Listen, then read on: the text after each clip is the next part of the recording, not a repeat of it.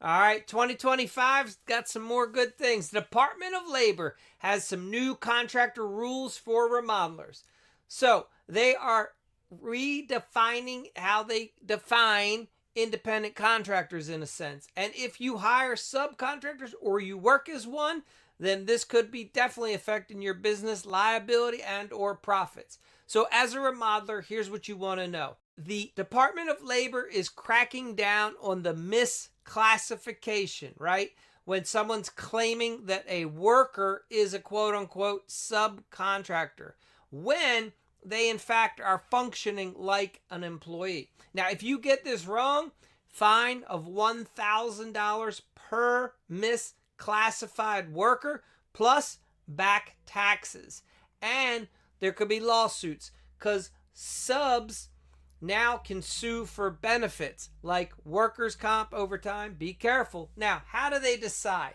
So the Department of Labor uses a 7-factor test, and you can look at them specifically by going to their fact sheet number 13. So what are the factors?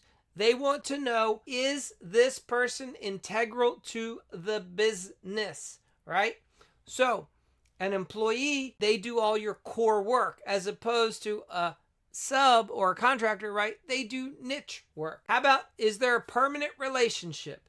So an employee works only for you long term, whereas a sub, they have multiple clients that they work for. All right, how about this? Invests in equipment. So an employee is going to be using your van and tools, whereas a sub, they're going to own their own equipment and their own tools, right? Control over the work. So an employee, you as the boss are setting their hours and the methods, the way they do it.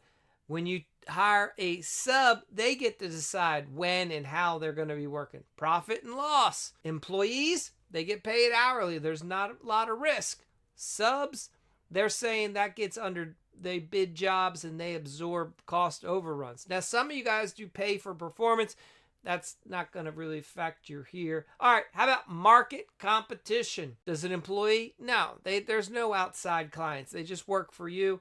However, a subcontractor, they are advertising independently, looking for other work. Business independence. So if there's no LLC and no insurance, they're going to fall more likely as an employee. However, as a sub, they're going to be needing to run their own company. So here's how you figure out if there's a red flag. If your sub looks like an employee under 3 or more of these factors, then the Department of Labor may come knocking on your door.